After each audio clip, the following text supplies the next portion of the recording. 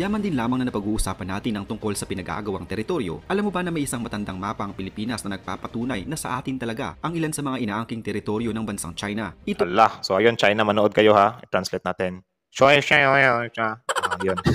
Para klaro, manood kayo dito. Kaso hindi natin ito mata-translate into Chinese eh. So yun, tuloy.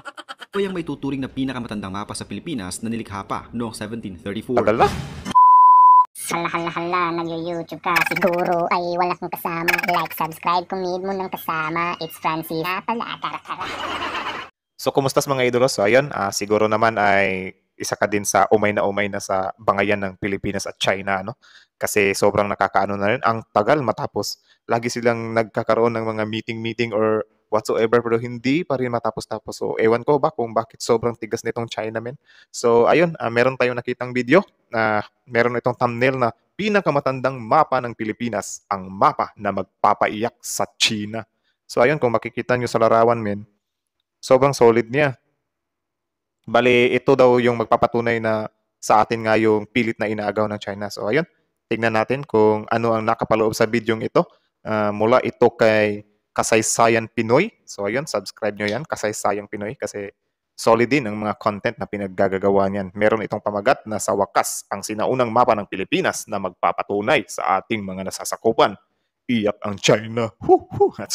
Uy, 476,000 views. So sobrang dami din talaga ang interesado sa mapang ito, ano. So tignan natin kung maano ang China nito. So ayun, again, Kasaysayan Pinoy, subscribe nyo yan. So yun, kung trip nyo ng mga ganitong reaction video, subscribe nyo Francis Daily, tapos i-like nyo na rin yung video yan para tuloy-tuloy ang good vibes. At saka yun, kahanap tayo ng mga ganitong video. Tapos yun, request nyo na rin kung ano yung mga gusto nyong video na i-react pa natin. Tapos yun, start. Daming yun.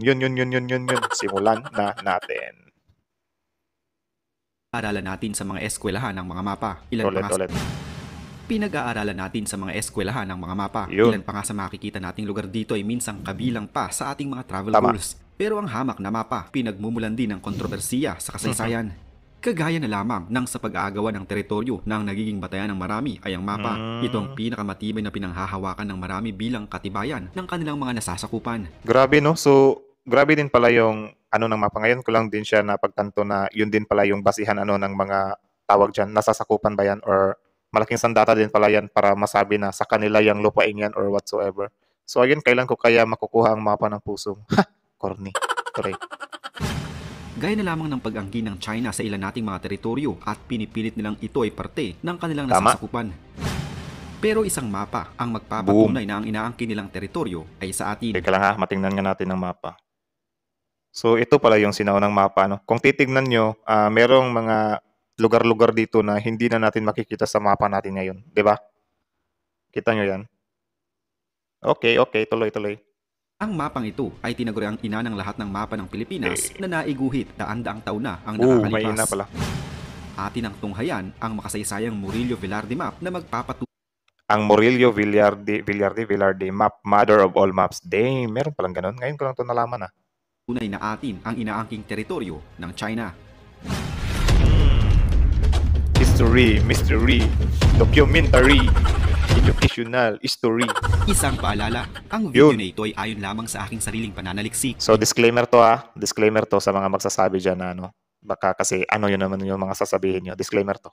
Hindi ko nais na pilitin ng sino man na maniwala sa videong inyong matutunghayan. Kung hindi kayo kumbinsido sa mga impormasyon at taliwas ang inyong paniniwala sa kaalamang aking ilalahad, maaari kayong gumawa ng sarili ninyong pagsisiyasat para sa inyong kakontentuhan. Ang videong ito ay gabay lamang sa mas malalim na kaalaman at pag-intindi at hindi gawa ng isang profesional. Naniniwala ako na malaya tayong magbigay ng opinyon at suhestyon bilang malayang mamamayan ng Pilipinas. Maraming salamat. Yun. So, ayun para malinaw, meron disclaimer si Kasaysayang Pinoy about dito sa videong ito kasi baka marami pang magtanong or maraming hindi makokontento. Kasi guys, kahit anong sasabihin natin dito sa mundong ito ay meron talagang hindi makokontento, merong hindi maniniwala, meron ding maniniwala. So, ang daming opinion ang posibleng papasok sa kanya. Kaya dapat talaga merong disclaimer para matuldukan yung mga bagay na yan. So, yun tuloy. Yung usap-usapan nitong mga nakarang linggo lamang ang tungkol sa nakasadsad na BRP Sierra Madre sa Ayungin Shoal. Binigyan din ni Pangulong Ferdinand Marcos Jr. na walang anumang kasunduan ng Pilipinas sa China kaugnay sa pag-aalis ng BRP Sierra Madre sa Ayungin Shoal. Pahayag ito ng Pangulo kasunod ng claim ng China na umunay nangako ang Pilipinas sa kanilang bansa na aalisin ang sumadsad na barko ng Pilipinas doon. Ayon kay Pangulong Marcos Jr., sakali man na mayroon ngang ganitong ipinangako ang sinumang opisyal ng anumang nakalipas na administrasyon, ngayon pa lamang ay pinapawalang bisa na Grabe dito. men, tapang din talaga nitong si PBBM ano. Tsaka yung si Xi Jinping ba, grabe sobrang tigas din talaga ng taong yun ano. Ewan ko na lang kung papalitan yung presidente ng China kung ganun pa rin yung plano niya na ipagpatuloy pa rin agawin yung sa Pilipinas. Ano? Nakakainis lang tuloy. Kung matatandaan, una na ring hinamon ng National Security Council o NSC ang China na pangalanan o maglabas ng ebidensya sa sinasabi nilang pangakong ito. Dahil ang China anilang gumagawa ng claim, responsibilidad anila ng China na suportahan ang claims nito ng ebidensya. Yaman din lamang na napag-uusapan natin ang tungkol sa pinag-aagawang teritoryo. Alam mo ba na may isang matandang mapa ang Pilipinas na nagpapatunay na sa atin talaga ang ilan sa mga inaangking teritoryo ng bansang China? Ito Allah, so ayun China, manood kayo ha. I-translate natin. Yun.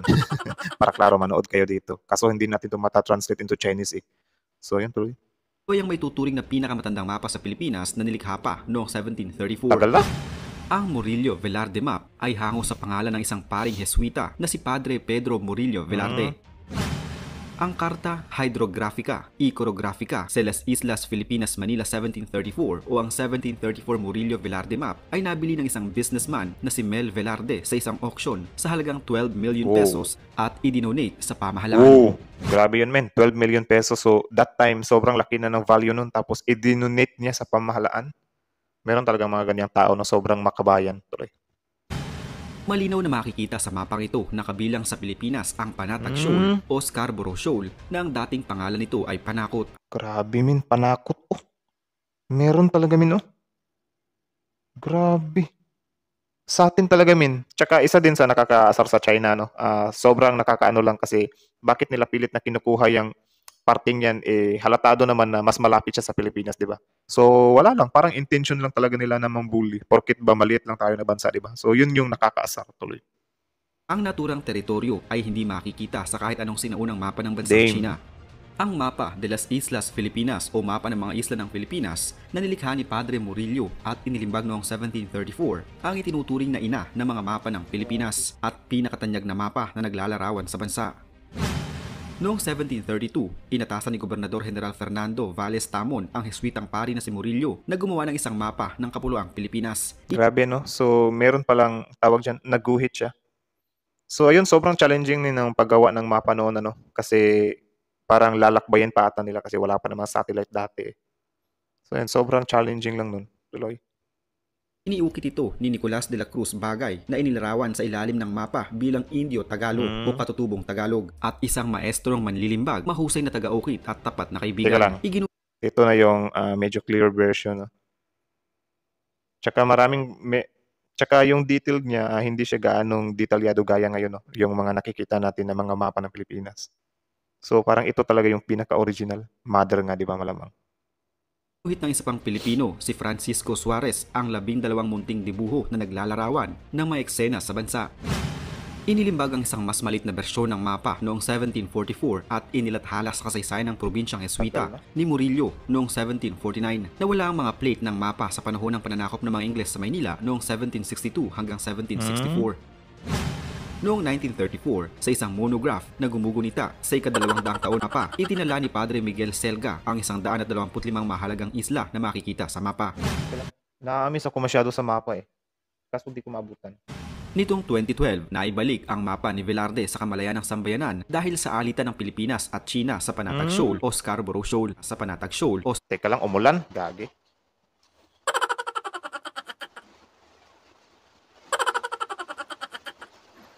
So ayun, umuulan na nga pero try pa rin nating ituloy ano. Tingnan natin kung maririnig nyo pa rin yung boses natin.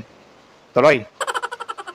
Isang kumpol ng mga bato at maliliit na isla sa dagat kanlurang Pilipinas o dagat timog China malapit sa lalawigan ng Zambales. Inilalarawan kasi ng mapa ng Panatag na dati tinatawag na Panakot o Teka lang ha. Ito talaga yung pinaka malapit niya na version no. Pampanga. Sobrang lapit lang talaga guys. So sana makita din natin yung side ng China no. Pero yan, tingnan natin. o de Masinloc bilang bahagi ng Pilipinas. Ginamit ito ng mga pinuno at ng media ng bansa bilang patunay na lehitimo at makasaysayang pagmamay-ari ng Pilipinas ang Grabe Panatag. men. Noong 12 ng Hulyo 2016, sa issue ukol sa West Philippine Sea, nagdesisyon ng Permanent Court of Arbitration ng pabor sa Pilipinas dahil sa napakaraming ebidensya na isinumite ng ating bansa na nagpapakitang atin ang teritoryong inaangkin ng China. Ang isa pa, ang China, kahit marami na tayo mga binibigay na mga ebidensya or whatsoever, parang siguro nga, napagtanto na rin nila na hindi talaga sa kanila yung Scarborough Shoal or yung panatag, pero parang feeling siguro nila na parang nakakahiya yun para sa kanila or parang nabubuli sila ng maliit na bansa. Parang ganun ba? Kumbaga, parang pride na lang talaga yung pinanghahawakan ng China kaya hindi nila isuko-suko yung panatag yan. Yung panatag na yan, di ba? Sobrang nakakaano lang. Kahit na hindi naman natin sila anuhin kung makuha man natin yan kasi ang hangad lang naman natin ay makuha yung sa atin, di ba? Tuloy. Binanggit sa naturang pagpapasya ang mga sumusunod. Ang 9-dash line na ipinoprotesta ng China ay walang bisa. Diba? Ang mga teritoryong inaangkin ng Pilipinas ay hindi sumasapaw sa teritoryo ng China. Nilabag ng China ang soberanya ng Pilipinas sa Exclusive Economic Zones o EEZ nito sa pamamagitan ng paghaharang sa mga Pilipinong mangingisda at sinira ng China ang kapaligiran sa mga pinag-aagawang teritoryo dahil sa pagtatayo nito ng mga artificial islands. Ang inaangkin... Isa din yan sa nakakagalit, guys. Sobrang layo ng China, Isa din yan sa nakakagalit, yung bubulihin nila yung mangingisda natin, bubombahan nila ng tubig. Sobrang nakakabastos na, nakakaasar na, ewan ko ba, nakakagigil. Tuloy. Lamang ng Pilipinas ay ang bahagi na tinatawag nitong West Philippine Sea na pasok sa EEZ nitong 200 miles pandagat. Ang Kalayaan Island Group at ang Scarborough Shoal, hindi ang buong South China Sea.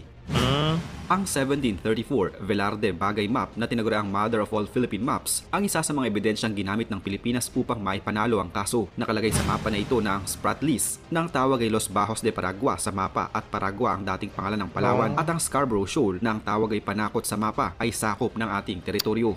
Grabe, men. Lantaran or harap-harapan na talaga yung ebidensya, men. Pero itong mga Chinese talaga, nakakainis talaga eh. Mayroong karapatan ng Pilipinas sa West Philippine Sea. Narito ang ilang ebidensya na magpapatunay na atin ito. Una, magkaiba ang West Philippine Sea at South China Sea. Ikalawa, nasa jurisdiksyon ng Pilipinas ang West Philippine Sea. Ikatlo, mayroon tayong mapang magpapatunay na atin ito. Di ba? Sobrang dami ng ebidensya pero ewan ko. Apat, mas malapit ito sa Pilipinas kumpara sa China at wala ring batayan ang 9-dash line ng China. Ngunit ipinakita ng mga Pilipino ang kanilang paninindigan sa bansa sa pamamagitan ng pagharap sa korte at paglalahad ng mga ebidensya kahit alam nilang delikado ang kanilang buhay dito. Ito'y dahil humantong na sa puntong pati ang mga mangingisda natin ay pinakikitaan ng mga Chinese ng hindi magandang pakikitungo kahit wala naman silang ginagawang mali. Kaya't napilitan ng mga opisyalis ng Pilipinas na maghain ng reklamo ukol sa usaping ito. At dito ay naghain sila ng kanya-kanyang hinaing ukol dito at nagbahagi din sila ng sasaring ebidensya na dedepensa sa kanila. Grabe, men. Ang pagkapanalong ito ng Pilipinas laban sa isang malaking bansa tulad ng China ay nagpapakita na kaya nating harapin ang ating kalaban at Tignan nyo, talaga. Napaka madugas talaga nitong China. Tignan nyo. Sobrang layo, men. Tignan nyo, mga 1, 2, 3, 4, 5. Mga 5 beses ang pagitan sa layo natin sa lugar na yan tapos aangkinin nila. Sobrang mga piling talaga mataas eh. Tuloy. Laban ang nararapat para sa atin. Hindi madaling makipagtunggali sa mga bansang mas malakas at mas malaki sa atin. Para sa kaalaman ng lahat, ang West Philippine Sea ay isang grupo ng mga isla na inaangkin ng Pilipinas at China dahil sa potensyal na likas na yaman na makukuha rito. Naniniwala ang China na matagal ng kanila ito sapagkat sila umano ang nakakita at nagpangalan sa lugar. Depensa naman ng Pilipinas, matagal nang napabilang sa bansa ang West Philippine Sea bilang bahagi ng Zambales. Isa umanong mapa ang nalimbag noong 1734 ang nagpapakitang parte ng probinsya ang nasabing isla. At noong 1465, nakapaglagak din tayo ng Watawat at nagtayo ng parola doon. Iminungkahi ng isang mambabatas na ituro sa mga estudyante mula elementarya hanggang kolehiyo ang sitwasyon at karapatan ng mga Pilipino sa West Philippine Sea. Dapat lang para naman hindi yun mawala sa isip natin kasi yun, parte na rin yan ng kasaysayan na minsan or binubuli din tayo ng bansang China sa side na yan.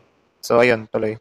Na inaangkin ngayon ng China. Ayon kay Bayan Muna Party List Representative Nery Colmenares noong 2016, tulad ng ginagawa aniya ng China, kaya lahat ng mga Chinese nationals ay pinaniwala na lahat ng isla sa South China Sea kasama na ang West Philippine Sea ay pag-aari ng kanilang bansa. Ayon sa mambabatas, hindi tulad ng China, hindi alam ng mga batang Pinoy ang sitwasyon sa WPS. Ang isa sa nakakatawa, aangkinin nila ang West Philippine Sea. West Philippine Sea na ngayong nakatatak, di ba? West Philippine Sea nga yung pangalan ng lugar na yan tapos aangkinin nyo para talagang mga sira. At ano ang hawak na karapatan ng Pilipinas sa mga nabanggit na isla? Dahil dito, panahon na umano na ituro mula sa elementarya, lalo na't hawak ng Pilipinas ang mga dokumento na magpapatuloy ng karapatan ng Pilipinas sa mga isla sa Spratly Agree ako Islands. Karapatan ng Pilipinas sa mga isla sa Spratly Tama. Islands. Kabilang na sa mga education materials kung sakali ay ang United National Convention on the Law of the Sea na nagsasaad na ang 200 nautical miles mula sa pampang ay pag-aari ng isang bansa dahil sa umiiral na batas ukol sa exclusive economic zones. Marami din naman ng mga dokumento mula pa noong panahon ng mga Kastila tulad ng mga lumang mapa ng marami sa mga isla. Diba? Sobrang lapit, oh. Territory, Tiro. Grabe yung detail ng paggawa ng map noon, ano. Tapos meron pang parang bulkan, oh. Bulkan ba yun o bundok? Tuloy. Sa West Philippine Sea ay pag-aari ng Pilipinas, subalit hindi ito na ituturo sa mga kabataan. Tama. Pero sa inyong palagay mga paps, sino nga kaya ang tinutukoy ng bansang China na nakipagkasundo sa kanila tungkol sa pinag-uusapang teritoryo? Bakit tila natatakot silang isiwalat ito at ayaw ipaalam ang pagkakakilanlan ng mga tao sa naturang kasunduan? Sino kaya ang misteryosong mga taong ito? Sige nga, mag-iwan ka naman ng iyong mata. So ayun, sa tingin nyo, sino kaya yung taong yun? Na bakit sobrang laki ng panghahawak or sobrang laki ng pinanghahawakan ng China. Pero yun nga, nakakaduda rin kasi ayun, yun namang pangalanan, di ba? So ayun, isa din talaga tong China, isa sa definition sa pinakamakunat kasi sobrang kunat talaga nila guys. Kahit na hainan mo pa sila ng sandamakmak na ebidensya or sandamakmak na pagpapatunay na sa atin talaga yan ay talagang hindi talaga nila isusuko yung lugar na yan. So ayun, ganyan talaga yung mga mga tao na ayaw matalo. Grabe naman tong China to. So ayun, bansang China, actually lang naman matalo mga par, wala namang problema doon. Kasi aanhin mo naman yung hindi ka nga susuko pero nagmumukha ka naman tanga, di ba? So kita mo naman, tol Xi Jinping, kita mo naman. Sobrang lapit lang sa Pilipinas niyan. Tapos paano mo sasabihin sa inyo yan? Meron na ngang map, di ba? Lumang mapa namin yan, oh. Tapos nakita namin yung pangalan dyan na panatag. Anong ibig sabihin dyan? Basta-basta na lang namin yung ginuhit noon. Di ba? Kaya kayong China, minsan talaga kami, nagpapakumbaba lang kami sa inyo na matagal na panahon. Tapos ngayon, medyo tinitrigger nyo kami kasi nga sa tingin nyo, hindi namin kayo kaya or whatsoever, di ba? Kasi malaking bansa kayo. So, yun lang din yung isa sa napakapangit kapag lumalaki na yung ulo or lumalaki na yung bansa kasi feeling niya, untouchable na siya, parang ganun, di ba? So, gagamitin niya na yung influensya na. Ewan ko kung ano yung mga nasa utak nila, kung bakit ayaw or hindi nila bitaw-bitawan yung panatag show na yan. Bukod sa mga nakukuha nilang mga yaman dyan, yung mga benepisyo na nakukuha nila sa lugar na yan. Pero para sa akin, meron talagang pride eh. Parang sila, parang para sa kanila, ina-underestimate sila or nalupig sila ng mga Pilipino which is maliit lang na bansa. Parang yun yung isa sa pinakaayaw nila na mangyari. Kaya kahit na nasa harap na nila yung mga ebidensya, hindi talaga nila yan maisusuko. So ayun, nakakainis lang kasi yun pa yung tawag dyan, simula or ugat ng gulo, di ba? So, ayun, ayaw naman natin ng gulo, pero ayaw din natin itong mga ganitong galawan ba na sobrang harap-harapan na pangmamaliit or pambubuli, di ba? Tapos yun nga, yung sa mga mangingisda natin, binubugahan ng tubig, sobrang babastos din talaga eh.